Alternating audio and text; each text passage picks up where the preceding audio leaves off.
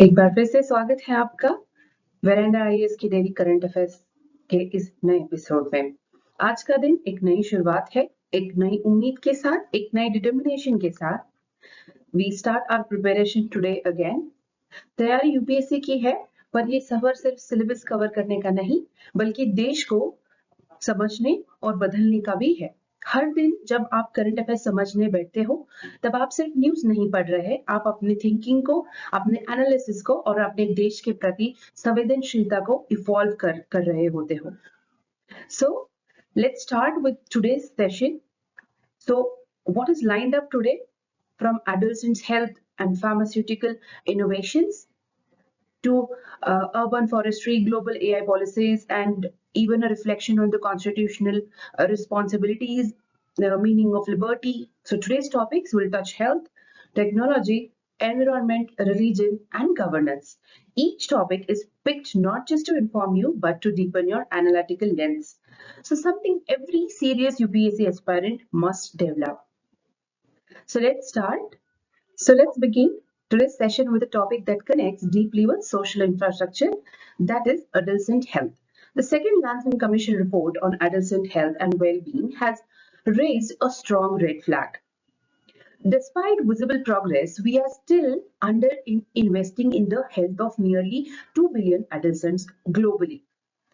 अगर इसको आप ऐसे समझे कि ये जो रिपोर्ट है ये कह रही है कि एडोलेसेंट हेल्थ यानी किशोर अवस्था के जो बच्चों की सेहत पर दुनिया भर में अभी भी पर्याप्त धनराशि या पॉलिसीज नहीं है। ऐसे बच्चे जिन पर माल न्यूट्रिशन, कॉन्फ्लिक्ट और पुअर हेल्थ सिस्टम का प्रेशर है, उनका फ्यूचर सबसे ज्यादा रिस्क में है।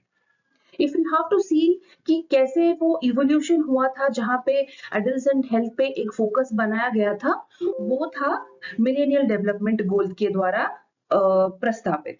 If you but it truly took center stage in sustainable development goal 3, जो है ensures healthy lives and promote well-being for all. India too launched program like Rashtriya Kishore Swasthya Karyakram in 2014 to focus on nutrition, mental health, menstrual hygiene, and reproductive health. So why this report becomes important now? Because it emphasizes that digital era health governance must keep pace. जब data trekking और digital health IDs का जमाना है, तो adolescents के health record भी modern, secure और accessible होने चाहिए पॉलिसी मेकर्स को। आप देखोगे इसके लिए एक जो नीड है स्ट्रॉन्गर लॉज की, ये भी ये रिपोर्ट बताता है कि सख्त कानून और नियोजन की जरूरत है बहुत, ताकि adolescent friendly hospitals, helpline counselling services और स्कूल बेस्ड हेल्थ इंटरवेंशंस को कानूनी सुरक्षा मिले।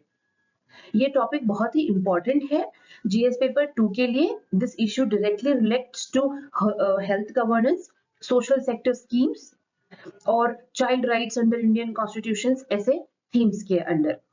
आप देखोगे आर्टिकल 39 ही जो है आप उसे रिलेट कर पाएंगे। अगर आपको प्रीलिम्स के अंडरस्टैंडिंग में इसको समझना है, तो जो रिपोर्ट सबमिट की गई है वो किसके इनिशिएटिव के अंडर आती है, इंडिया में इसके लिए कौन से इनिशिएटिव्स हैं, सस्टेनेबल डेवलपमेंट गोल का नंबर कौन सा है, and all that it becomes important for prelims.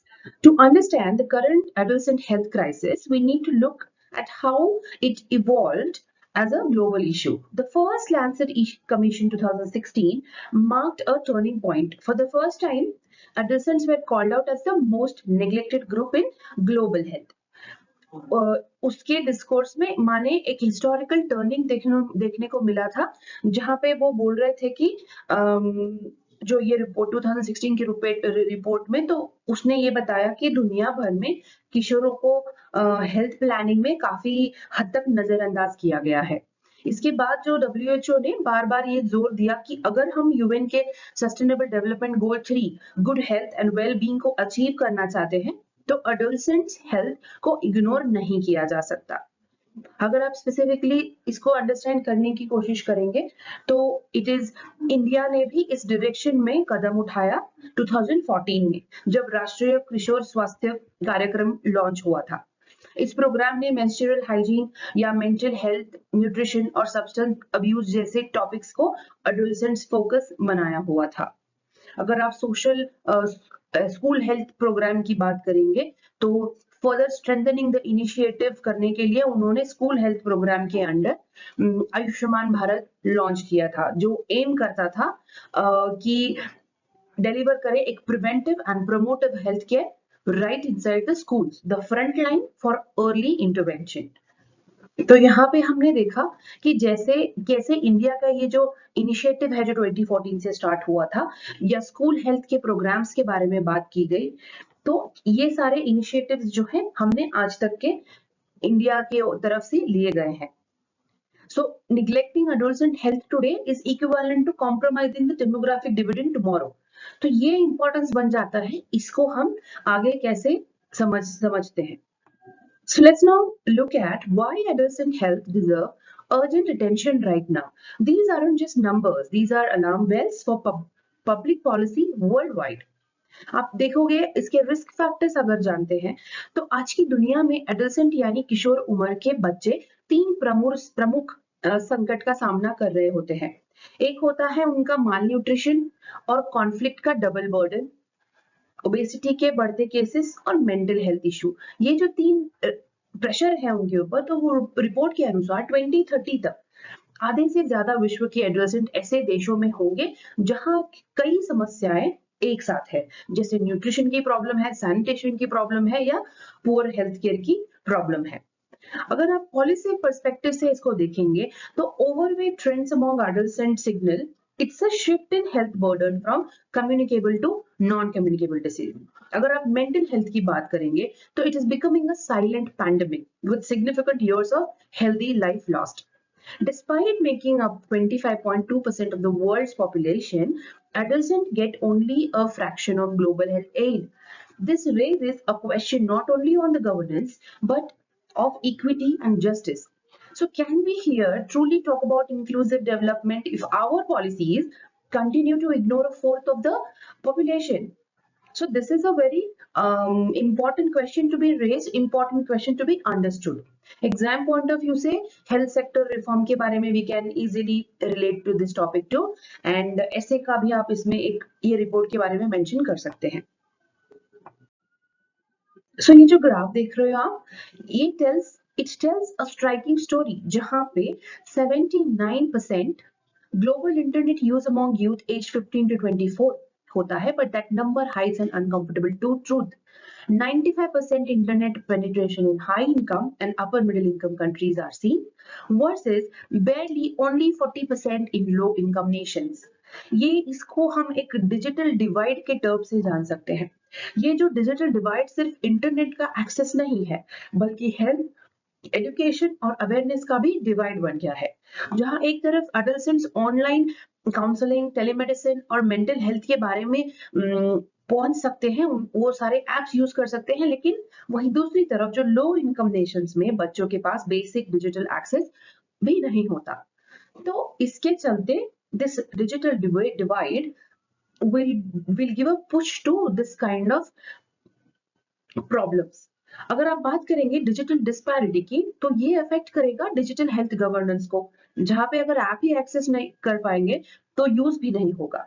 E education and awareness programmes under national health mission, उससे भी वो वंचित रहेंगे। पॉलिसी इंप्लीमेंटिंग मॉनिटरिंग जो है, without digital access real time tracking of adolescent health becomes nearly impossible. आप इसको GS2 GS4 में एक ये डेटा हाईलाइट कर सकते हैं, जहां पे आपको आपके आंसर एनहांस करने का एक अपॉर्चुनिटी है। Need for digital equity as a social justice imperative, एक बहुत ही ब्यूटीफुल कोट है which you can write. Role of scheme जैसे डिजिटल इंडिया, ई संजीवनी, ऐसे PMG दिशा जैसे जो स्कीम्स हैं, you can mention those here. जैसे कि हमारे कंट्री ने जो ये सारे इनिशिएटिव्स दिए हैं वो कितने इंक्लूसिव है और किस हद तक सक्सेसफुल है, we can discuss that in the answers. So यहाँ पे आप देखोगे the future of adolescent health isn't just a healthcare issue, it's a demographic, policy and ethical challenge. If you see कि जो एक 3 करोड़ ट्रेंड्स दिखे हमने, उसमें फर्स्ट जो है वो है पॉपुलेशन शिफ्ट। By 2100 जो है 46% of adolescents will live in Africa, 85% in Asia और Africa. तो these regions often have weak public health system, making the adolescent budget governance pressure point. अगर आप सेकेंड की बात करेंगे जो हेल्थ वार्डन है, mental health disorders, obesity and substance abuse are projected to rise, especially with the rise of screen addiction, online bullying and food marketing targeted at youth. If you see about the before even moving ahead, आप देखोगे कि ये जो संकट है सिर्फ शारीरिक नहीं है बल्कि मानसिक और व्यवहारिक भी है। अगर आज नियम और पॉलिसी नहीं बनाई गई तो कल की समस्याएं जो है एपिडेमिक बन सकती है। Coming to the third point, जो रेगुलेटरी नीड्स हैं, जहां पे हम लोग अर्जेंटली रिक्वायर करते हैं laws to reduce social media. Advertising जो कोड्स होते हैं for junk foods and alcohol को बदलना बहुत जरूरी है। Access to reproductive health and mental care should be made sure जो last mile तक पहुंचे. This is where ethical governance comes in balancing rights and regulation. बहुत ही अच्छी तरीके से आप ये पॉइंट को जो है हेल्थ पॉलिसी या डेमोग्राफिक चैलेंजेस के इसमें GS2 में लिख सकते हो। I keep telling you, ये जो छोटे छोटे एग्जाम्पल्स होते हैं while explaining, if you write this in your mains answer, it will provide you, it will give you a few grace marks of whatever you are framing the answers. Exam में बहुत ही ज्यादा important बन जाते हैं। So let's move on to our second article. तो ये article जो है वो एक नए एंटीबायोटिक्स के अराइवल की बात हो रही है यहाँ पे, जो कि 30 साल बाद इंडिया ने विटनेस किया। हालांकि बहुत ऐसे एंटीबायोटिक्स डेवलप किए जाते हैं, लेकिन जो एंटीमाइक्रोबियल रेजिस्टेंस है AMR, वो अभी भी एक ग्लोबल थ्रेट है। और जैसे इंडिया जैसे जो नेशंस है, उनके लिए वीक रेगुलेटरी की वजह से एंटीबायोटिक्स का बहुत ही मिसयूज देखने को मिलता है, जो कि AMR थ्रेट्स को एम्पलीफाई करता है। तो ये आर्टिकल इसी के बारे में है। Let's try to understand what it has for us. So let's understand this clearly. जो ये antimicrobial resistance होता है AMR, it's when bacteria, viruses or fungi stop responding to the drugs. Infections that were once curable becomes deadly. ये बहुत ही common threat है जो WHO है ना calls it one of the top 10 global health threats today. जो इसके जो AMR को अगर हम बेसिक वे से अंडरस्टैंड करने की कोशिश करेंगे, तो जब हम एंटीबायोटिक्स का गलत या अत्यधिक उपयोग करते हैं तो जर्म्स जो है म्यूटेट कर जाते हैं और दवा का असर हम पे नहीं होता। So this is the basic understanding. तो ये यही है AMR जो एंटीमाइक्रोबियल रेजिस्टेंस के टर्म का मीनिंग है। If you see in 1945 Fleming's warning जो है, अलेक्जेंडर फ्लेमिंग जिसने पेनिसिलिन डिस्कवर किया था, उन्होंने वार्निंग दी थी कि अगर हम एंटीबायोटिक्स का मिसयूज करेंगे तो वो काम करना बंद कर देंगे। If you see about the red line campaign in 2016 जहां पे बोला था इंडिया ने प्रिस्क्रिप्शन ड्रग्स पे लाल लाइन बनाना शुरू की ताकि लोग बिना डॉक्टर की दवा लेना बंद करें। इफ यू सी 2017-2021 में जो national action plan on AMR था, इस प्लान ने वन हेल्थ अप्रोच का यूज किया जिसमें ह्यूमन, एनिमल और एनवायरमेंटल हेल्थ को एक साथ देखा गया, क्योंकि एंटीबायोटिक्स का मिसयूज एनिमल फ्रेमिंग में भी होता है। तो इसके नजरिए से ये एक्शन प्लान बनाया गया था। हम लोग ये टॉपिक को किस इसमें यूज कर सकते हैं, वो है GS पेपर 2 की पब्लिक हेल्थ गवर्नेंस में। साइंस एंड टेक में AMR as a biotechnology challenge के तौर पे भी हम इसको रिलेट कर सकते हैं। AMR जो है ये एक मेडिकल प्रॉब्लम नहीं है, बल्कि हम उसको रेगुलेटरी, बिहेवियरल और एनवायरमेंटल चैलेंज की तरह उसको लेने की कोशिश करनी चाहिए।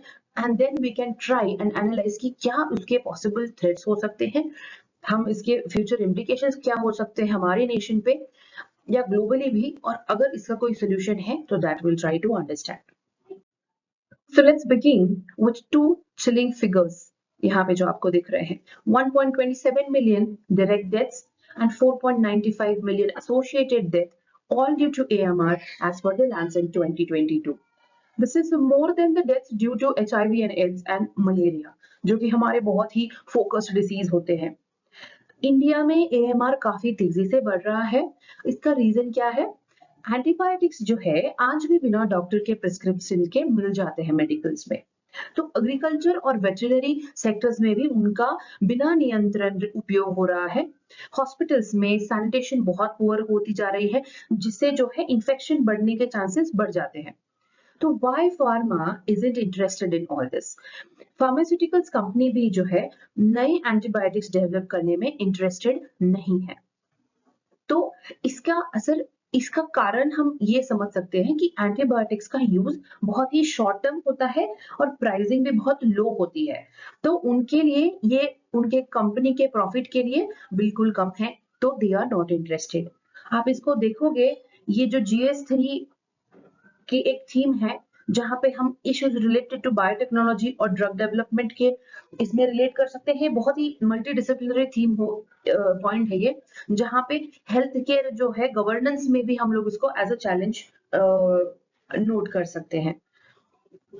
I have attached the detailed notes of this articles जो हम pointers की तरह याद रखेंगे। प्रीलिम्स के प्रैक्टिस क्वेश्चंस भी ऐड किए गए हैं, तो do download the PDF below the link यहाँ पे and try and keep revising the facts. अगर हम future implications of AMR की बात करें, तो let's imagine a future where a minor surgery, childbirth, or even a routine cancer treatment becomes life-threatening. So not because of the disease itself, but because no medicine works anymore. That's the nightmare AMR is pushing us towards. आप इसको जो ये जो health crisis है, इसको ऐसे समझिए कि सोचिए अगर एंटीबायोटिक्स फेल हो रहे हैं, वो फेल हो जाए तो छोटी सी इंफेक्शन भी हमें मार सकती है, जानलेवा बन सकती है। यही है AMR का सबसे बड़ा खतरा। जो सुपर बग्स का उभरना जो किसी भी दवा से कंट्रोल नहीं होते हैं, ये थ्रेट है AMR का। सुपर बग्स जो है उसका मीनिंग सुपर थ्रेट है। Super bugs are drug resistant bacteria that make existing medicine obsolete. They grow rapidly where antibiotics are misused. तो अगर इस सबका हम अंडरस्टैंड करें तो सोल्यूशन क्या हो सकता है, तो पहले तो हम इसको ग्लोबल रेगुलेटरी कुछ रिफॉर्म्स ला सकते हैं एंटीबायोटिक्स पे। Strict control on sales, usage in livestock and marketing of antibiotics. आप देखोगे अगर इसको हम ड्रग सर्वेलेंस सिस्टम कुछ बना दे जहां पे डॉक्टर्स और फार्मेसीज ट्रैक करें कौन सी दवा कितनी बार यूज हो रही है। If we talk about the third solution, investment in One Health. Focus on humans, animals and environment together. क्योंकि germs तो हर जगह evolve कर रहे हैं, तो this approach would provide a little benefit for us. If we see about the public awareness campaigns, तो यहाँ पे जो है लोगों को समझना होगा कि वायरल फीवर में एंटीबायोटिक्स लेना गलत है और खुद से दवा लेना तो और भी खतरनाक होता है। रोल ऑफ WHO यहाँ पे बहुत मैटर करता है। अगर वो कुछ रिफॉर्म लेके आता है या हमारे नेशंस जो है, जो डेवलपिंग कंट्रीज है, अगर वो कुछ सोल्यूशन ले आते हैं, कुछ रेगुलेटरी रिफॉर्म ले आते हैं, तो it would be easy for us to tackle this threat. इसमें एक केस स्टडी का भी बहुत अच्छे से इंसाइट ले सकते हैं हम लोग कि अगर रूरल PHC वेयर जहाँ पे रिपीटेड मिसयूज होता है एंटीबायोटिक्स का, जहाँ पे AMR का आउटब्रेक हुआ, वहां पे हम लोग क्या इंस्टीट्यूशनल रिफॉर्म्स ला सकते हैं। So this is very important, very crucial topic to understand. I hope you got some clarity on this. You try to think on your own कि इसमें हम और रिफॉर्म्स कैसे ला सकते हैं, so that you can write it in your answers, tell it in your interviews if they ask about it, etcetera. तो next topic जो है वो है टैरिफ वॉर्स पे बेस्ड है। The 2024 US election didn't just change leadership, they reshaped the global AI supply chain. ये जो new tariffs on tech imports, especially on semiconductors, have disrupted trade and created openings for emerging economies like India. ये एक opportunity की तरह भी ले सकते हैं और एक जो डिसरप्शन आया है उसको हैंडल कैसे किया जा सकता है ये भी देखेंगे। अमेरिका ने जो है अब नए टैरिफ्स लगाए हैं इंपॉर्टेंट टेक इंपोर्ट्स पर, खासकर जो है सेमीकंडक्टर्स पर। तो देखिए आर्टिकल इसके बारे में, इसका सीधा असर जो है आर्टिफिशियल इंटेलिजेंस के जो है ग्लोबल नेटवर्क पर पड़ रहा है। और इस चेंजिंग लैंडस्केप में इंडिया को एक थर्ड ऑप्शन की तरह देखा जा रहा है चाइना और US के बीच के जो टेक राइवलरी के प्रॉब्लम में। आप देखोगे जो AI और ट्रेड का अगर हम लोग उसको क्लब करेंगे तो एक ये जियो टेक्नोलॉजी डिप्लोमेसी को हम लोग एक नया टर्म बोल सकते हैं। AI today is not just a technology, it's a strategic currency. So countries dominating AI will dominate economic production, military autonomy, global knowledge system, etc. अब इसमें इंडिया का क्या है रोल है, जो for India this is a unique opportunity to position itself as a neutral AI development zone, to attract semiconductor investment under the PLI scheme. Yeah, to build tech partnership with both Western and Eastern blocs. So this article is all about this, of what India can do India का जो act east policy है या take neutrality approach है, वो सब इस article में एक डिस्कस किया गया है. So to understand today's reshaping of AI, जो AI और supply chains का disruption है, we must look at the three major turning points that led the groundwork. आप आज AI और चिप डिप्लोमेसी में जो उथल पुथल हो रही है, उसकी शुरुआत काफी पहले ही हो गई थी. ये जो 3 कदम है, इस बदलाव की बुनियाद रहे हैं हमेशा से. So let's understand that. First जो है वो है यूएस चाइना का जो ट्रेड वॉर है 2018 में हमने देखने को मिला था. Started under President Trump, this triggered a techno-nationalist wave where countries began rethinking dependency on China for semiconductors and AI infrastructure. If you talk about the second one, that was the COVID-19 pandemic, जहाँ पे global lockdowns broke the supply chain, especially of the microchips, which are the core to AI systems. तो ये जो pandemic है, उसने क्या किया? एक लेसन सिखाया हमें, जहाँ पे localize और get left behind. If you talk about the third one, that is India's digital push, जहाँ पे India responded with Digital India, Semicon India program and National AI mission. जो ये initiatives हैं, वो बन गए थे हमारे founding policies. तो ये जो हमारे लिए foundation बना, जहाँ से हमने rise किया as a trusted AI and semiconductor hub. ये बहुत ही एक आप ये जो इनिशिएटिव्स हैं, आप उसको आंसर्स में लिख सकते हो. You can write it on how we are becoming self reliant, Atmanirbhar Bharat को ये जो क्रिटिकल टेक्नोलॉजी का डेवलपमेंट करना है, उसके लिए you can site this examples.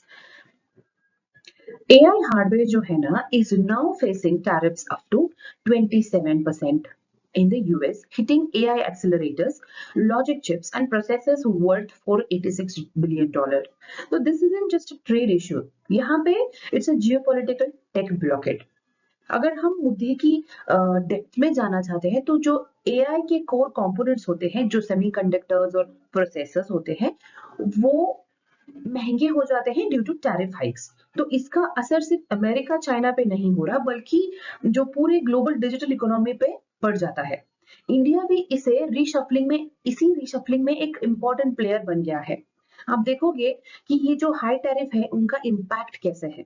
USA के नए टैरिफ्स ने एआई हार्डवेयर इंपोर्ट्स को प्रभावित किया है. इससे कॉस्ट बढ़ रही है और नए मैन्युफैक्चरिंग हब्स के लिए डिमांड भी. If we see the shifting infrastructure, जहां पे यूएस ने प्लान किया तो triple chip making capacity by 2032, ये उनका प्लान है. वहां पे मीनवाइल इंडिया ने ये किया. It is seeing a 3 to 5% rise in AI exports and tech jobs. यहाँ पे हमें एक अपॉर्चुनिटी मिली, एक विंडो ऑफ अपॉर्चुनिटी. अगर आप देखोगे जो इंडिया का टैलेंट है, every year 1.5 million engineers graduate in India.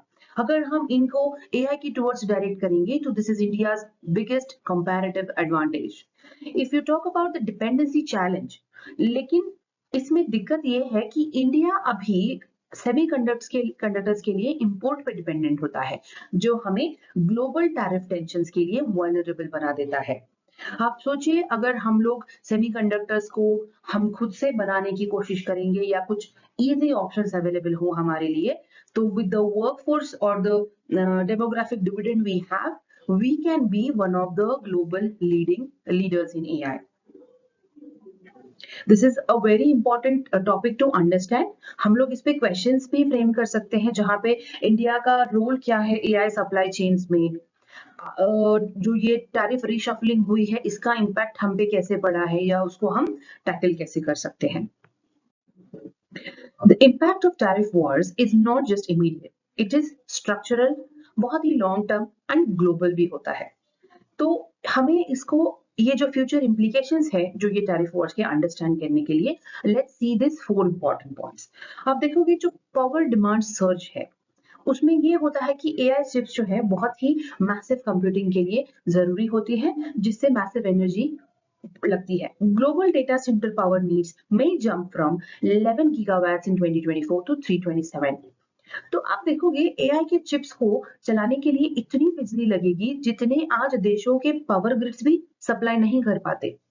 India जैसे डेवलपिंग नेशंस के लिए ये एनर्जी सिक्योरिटी का भी सवाल बन जाएगा, इतने सारे इलेक्ट्रिसिटी का अरेंजमेंट करने के लिए. If we talk about the investment attraction, ये एक बहुत ही बड़ी अपॉर्चुनिटी है इंडिया के पास, जहां पे वो एआई इंफ्रास्ट्रक्चर एफडीआईज को रिफॉर्म कर सकते हैं, सेमीकंडक्टर फैब्रिकेशन प्लांट्स बना सकते हैं। जो पीएलआई स्कीम है और ट्रस्टेड पार्टनर के रूप में इंडिया ये अपॉर्चुनिटी ग्रैब कर सकता है। If you talk about the potential slowdowns, import में जो डिसरप्शन होने से इंडिया की cloud computing, fintech, health tech और ई गवर्नेंस ग्रोथ को ना थोड़ा सा स्लो देखने हो सकता है। अगर आप देखोगे एआई हार्डवेयर टाइम पे नहीं मिलेगा तो डिजिटल इंडिया के इनिशिएटिव्स को हम वो कॉम्प्रोमाइज हो जाएगा। If we talk about the neutral ground diplomacy, यहाँ पे India has a unique status, neither fully aligned with US nor China. तो यहाँ पे इंडिया को एक बहुत ही बड़ी डिप्लोमेटिक फ्लेक्सिबिलिटी होती है to host AI conferences, research hubs and act as a bridge in tech diplomacy. This topic becomes important for GS3 for understanding AI and infrastructure planning, energy security. GS2 तो हमेशा है ही, जहाँ पे हम लोग India की जो फॉरेन पॉलिसी है इन टेक डिप्लोमेसी उसको कैसे रिफॉर्म कर सकते हैं टू एडजस्ट दिस रिशफल्स, हम आंसर लिख सकते हैं उस पर. Try to connect your topic to the theme in the UPSC syllabus that will give you in-depth understanding of the syllabus. आपको कोई भी क्वेश्चन आए, अगर आप सिलेबस से वेल वर्स हो, आपको आदत है हर टॉपिक को थीम के साथ रिलेट करने की, तो that will make your preparation easy and it will definitely lead you somewhere. तो आज चलते हैं नेक्स्ट आर्टिकल की तरफ, जो कि अर्बन फॉरेस्ट पे है. In rapidly urbanising India, urban forest are vanishing. जो रिसेंट केसेस देखे हमने, जो Kancha Gachibowli in Hyderabad, one of the cities last urban forest that sparked national concern where nearly 400 acres were marked as a industrial development करके. तेलंगाना सरकार ने हैदराबाद की जो कांचा कच्चीबावली के जंगल को इंडस्ट्रियल डेवलपमेंट के लिए क्लियर करने की कोशिश की. तो ये हैदराबाद का एक आखिरी बचा हुआ अर्बन फॉरेस्ट था, आप सोचिए. लेकिन यहाँ पे न्यूज इसलिए बनी क्योंकि सुप्रीम कोर्ट ने इसमें इंटरवीन किया. ये केस एक सिग्नल है कि अर्बन डेवलपमेंट और एनवायरनमेंट के बीच में टकराव बहुत ही तेजी से बढ़ रहा है. अब ये सारा न्यूज में इसी की वजह से है. अब हमें अर्बन फॉरेस्ट इसीलिए मैटर करते हैं क्योंकि वो लंग्स ऑफ द सिटीज के जैसे एक्ट करते हैं, जो CO2 ऑब्जॉर्ब करते हैं और हमें ऑक्सीजन प्रोवाइड करते हैं. It help combats urban heat.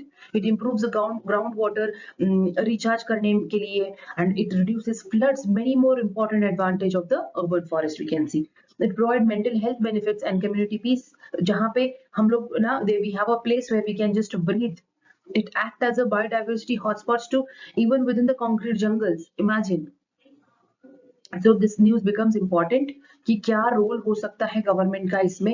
अगर सुप्रीम कोर्ट ने खुद से इंटरवीन किया है तो जुडिशियल एक्टिविज्म पे और एनवायरमेंटल जस्टिस पे भी बात होगी. तो it reflects how green spaces are now legal battlegrounds in India's metro cities. आपके आंसर्स में भी आप ये बहुत अच्छे से लिख सकते हो, जो रिसेंट एग्जाम्पल हुआ वो साइट कर सकते हो. तो कीप दिस इन माइंड. हमारे लिए ना ये जो अर्बन फॉरेस्ट पॉलिसी है या क्लियर लैंड जोनिंग लॉज होते हैं, उन पे रिफॉर्म्स लाने की जरूरत है, बहुत ही उसको रेगुलेट करने की जरूरत है.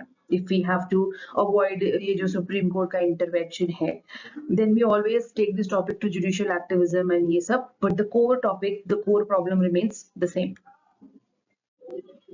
Urban forests जो है इंडिया में haven't just been green zones, they have been legal battlegrounds, environmental case studies and symbol of people's resistance. अगर हम इसको हिस्टोरिकली या एक चैलेंज और संघर्ष की तरह देखने की कोशिश करेंगे ना, तो आज हम जो ये एग्जाम्पल देखते हैं हैदराबाद का, यहाँ पे एक ऐसा संघर्ष पहले भी बहुत हो चुके हैं, जहां नगर वैन जो अर्बन फॉरेस्ट के लिए कोर्ट्स, सिटीजन्स और एक्टिविस्ट ने मिलकर लड़ाई लड़ी थी. जो नगर वन जो है वो बहुत ही सिंबॉलिक केस स्टडी बन सकता है if you try to understand that.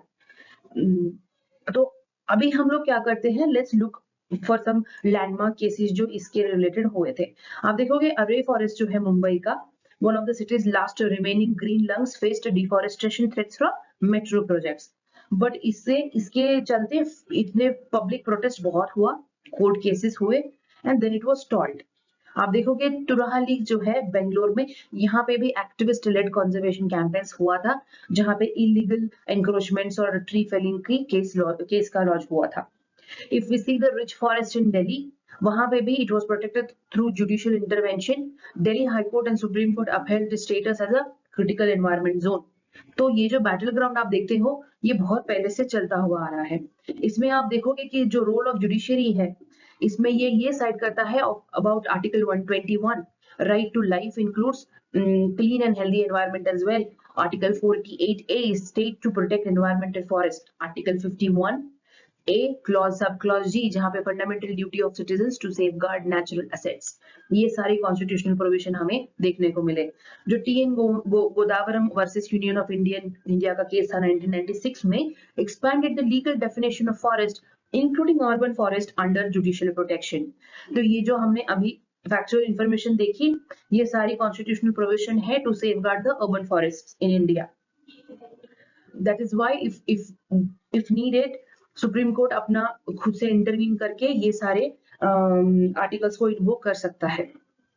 अगर आप ये आर्टिकल्स या इसमें दिए गए जो मैंने इंपॉर्टेंट आर्टिकल्स बताए हैं इससे related, if you try to use it, जहां पे हमारी नेशन में क्या मैकेनिज्म है अर्बन फॉरेस्ट को प्रोटेक्ट करने के लिए कॉन्स्टिट्यूशन में, तो आप ये लिख सकते हो। तो try to revise and try to understand it better. Urban forests होते हैं ना, they aren't a luxury. They are a lifeline for Indian cities battling pollution, heat waves and mental stress. शहरों के लिए ना जंगल इसीलिए जरूरी होता है।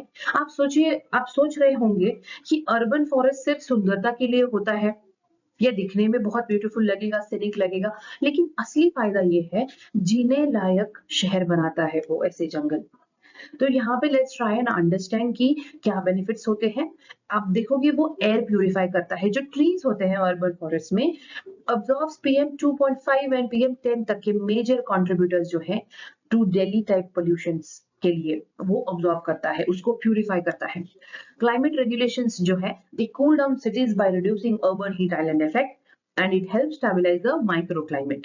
If we talk about the noise reduction, तो इसकी बात करेंगे तो tree act as a natural sound barriers absorbing the urban noise.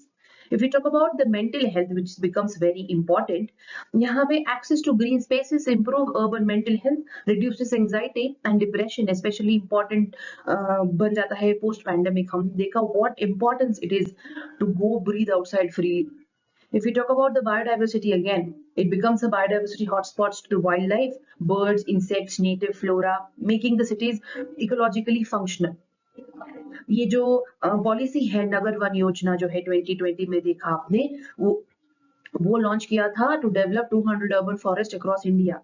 ये जो है it was aligned with sustainable development goal 11, जहां पे सस्टेनेबल सिटीज एंड कम्युनिटीज की बात करते हैं। नेशनल फॉरेस्ट पॉलिसी गोल्स में भी अर्बन फॉरेस्ट का जिक्र है। CPCB alerts on urban air crisis in Chennai, Bengaluru, Hyderabad, ये सारों का आप इस थीम को रिलेट कर पाएंगे। आप अगर इसको स्मार्टली इंटीग्रेट करेंगे तो GS3 और GS1 में जियोग्राफी और साइंस एंड टेक को भी आप इसमें रिलेट कर सकते हैं। माइक्रो क्लाइमेट को अंडरस्टैंड करने के लिए, उनके थ्रेट्स को हैंडल करने के लिए, how urban forest becomes important, you can site that. अगर आप देखोगे कि अगर हम इसमें एक पॉलिसी सजेशन देखेंगे, तो हम अर्बन हाउसिंग के अप्रूवल्स होते हैं वो, और जो ट्री कवर रेशियो होता है, अगर उनको रेगुलेट कर पाए या उनको ऑब्जर्व कर पाए, तो we can handle this situation. This is one of the suggestion you can give here. Moving on to the last slide, last topic here. यहाँ पे जो है ना, जो in the age of social media obsession, influencer cultures and identity politics, Buddhism's core values are once again becoming deeply relevant. आज के समय में बुद्धा का संदेश इतना इम्पोर्टेंट क्यों बन रहा है? जब दुनिया ईगो और सेल्फ प्रमोशन में उलझी है, तब जो ये बुद्धिज्म का संदेश है, सेल्फलेसनेस, इंटरकनेक्टेडनेस और ईगो से मुक्ति, लोगों को फिर से अपना कर शांति की तलाश में ले जा रहा है। ये जो है बुद्धिज्म का प्रिंसिपल है। Why is it in news? क्योंकि modern historians जो है are revisiting Buddhism ongoing influence in India. challenging the idea that it disappeared after the 13th century. आप देखोगे exploring how it shaped social reform, art and even modern constitutional values. We are trying to understand this in the article. Culture and social legacy जो है, जहाँ पे अहिंसा, equality और social mobility को promote किया गया था. It influenced Ashoka's Dhamma, जहाँ पे it echoed the modern welfare governance. It inspired Ambedkar's revivalist movement, जहाँ पे it led to neo Buddhism among Dalits. Geographical continuity अगर आप देखोगे तो it's still thriving in regions like Ladakh, Sikkim and Arunachal and parts of Maharashtra. अगर आप देखोगे तो it is re-emerging globally due to the Vipassana, mindfulness and wellness tourism. हम ये एग्जाम पॉइंट ऑफ व्यू से इम्पोर्टेंट है ही, लेकिन आप अगर यूपीएससी के प्रिपरेशन में भी बहुत उलझे हुए हैं तो you can take a pause, understand the principles, यहाँ पे क्या कॉन्टेक्स्ट है, बुद्धिज्म का क्या एसेंस है, तो it will help you purely in your journey as well. आप बुद्धिज्म जो है एक मिडिल पाथ, मध्यम मार्ग सिखाता है, something very relevant in public administration and conflict resolution. आप अगर इसको स्ट्रेंथन करते हैं तो आपकी जो जहाँ पे क्वेश्चन सॉफ्ट पावर पे, स्पिरिचुअल फिलोसॉफी पे या सिविलाइजेशनल कंटिन्यूटी पे डिस्कशन होती है तो आप इसको साइड कर सकते हैं. तो ये जो आप इसमें पिक्चर्स देख रहे हैं ये आर्किटेक्चर की बात नहीं है. It's about a civilisational presence that never truly disappeared. Despite the popular notion that Buddhism vanished post 13th century, its legacy had continued, etched in stone, art and soul across India. विरासत की जो पहचान है ये architecture हमें बताते हैं. ये जो तस्वीरें हैं सिर्फ मंदिर नहीं है, ये भारत के धार्मिक, सामाजिक और दार्शनिक विरासत की एक जिंदा मिसाल है. बुद्धिज्म ने जो है अपना प्रभाव कई रूपों में बनाए रखा, चाहे वो आर्किटेक्चर हो या मॉडर्न थॉट्स हो. आपको यूपीएससी के चलते भी जो मेजर साइट्स हैं वो ध्यान में रखने हैं. सांची स्तूपा हो गया मध्य प्रदेश में, जहां पे मौर्यन एरा मार्वल कहा जाता है, स्पॉन्सर्ड बाय अशोक का. सेकंड जो है अजंता केव्स है महाराष्ट्र में, जहां पे एक masterpiece of Buddhist mural painting पाई गई. महाबोधि टेम्पल है बोध गया में, जहां पे बुद्धा को एनलाइटन मिला था, वो एक यूनेस्को वर्ल्ड हेरिटेज भी है. आप देखोगे धमेक स्तूपा जो है सारनाथ में, जहां पे Buddha gave his first sermon. आप देखोगे अमरावती स्तूपा आंध्र प्रदेश में, rich cravings carvings and early Buddhist symbolism वहां पे आपको देखने मिलेगा. आप देखोगे कि ये जो ग्लोबल विपासना पगोडा है मुंबई में, वहां पे कंटेम्पररी स्पिरिचुअल रिवाइवल होता है. ये जो मॉडर्न रिवाइवलिस्ट हैं, historians like Ober contest the narrative of disappearance, highlighting urban Buddhist centers in Calcutta, Bombay, and a revivalist work by J.K. Birla and दास बिरला. आप देखोगे कि उनका जो एक कंट्रीब्यूशन है इसके चलते आप इसको एग्जाम्पल की तरफ भी यूज कर सकते हैं. रिवाइवलिज्म जो है सेक्युलर हेरिटेज में मॉडर्न इंडियन स्टेट में कैसे हो रहा है, इसको समझने के लिए ये आर्टिकल बहुत ही beautifully written and we can try to understand it in this point of view as well. So this is our last article, जहां पे कॉन्स्टिट्यूशनल रिस्पॉन्सिबिलिटी के चलते लिबर्टी किस हद तक हम यूज कर सकते हैं वो समझने की कोशिश करते हैं. यहाँ पे जो है एक फंडामेंटल क्वेश्चन है कि is freedom of speech absolute और does it come with constitutional accountability? This is the core of today's debate, especially in an era where social media trials, cancel culture and mob outreach are redefining the public discourse. जो main question है आज के समय में, जब हर कोई अपने opinion को फ्रीडम ऑफ एक्सप्रेशन बोलकर जस्टिफाई कर देता है, तो एक बेसिक क्वेश्चन उठता है यहाँ पे कि क्या आजादी बिना जिम्मेदारी, बिना रिस्पॉन्सिबिलिटी के चल सकती है? हम देखेंगे कि जो की कॉन्स्टिट्यूशनल फाउंडेशन है, article 19 clause 1 sub clause A, freedom of speech and expression. जो क्लॉज 2 है आर्टिकल 19 का, अलाउज रीजनेबल रेस्ट्रिक्शंस भी, जहां पे पब्लिक ऑर्डर, डिसेंसी और morality, friendly relation with foreign states के चलते कुछ रेस्ट्रिक्शंस लगाए जा सकते हैं. फर्स्ट अमेंडमेंट जो है 1951 में हुआ था ये आर्टिकल का, जहां पे the major changes had added specific grounds to curb unchecked expressions when it harms national unity और पब्लिक पीस. आप देखोगे जो जुडिशियल क्लैरिफिकेशन है, जो Justice Suryakant recently observed that free speech cannot undermine national resilience. Courts have consistently walked a tightrope protecting speech but penalizing the abuse. आज के modern challenges के बारे में बात करेंगे तो ये जो सोशल मीडिया मॉबिंग है, सेलेक्टिव आउटरीच की बात करें, फेक न्यूज या डी फेक्स की बात हो रही है, तो this distort speech into a weapon that undermines democratic tolerance.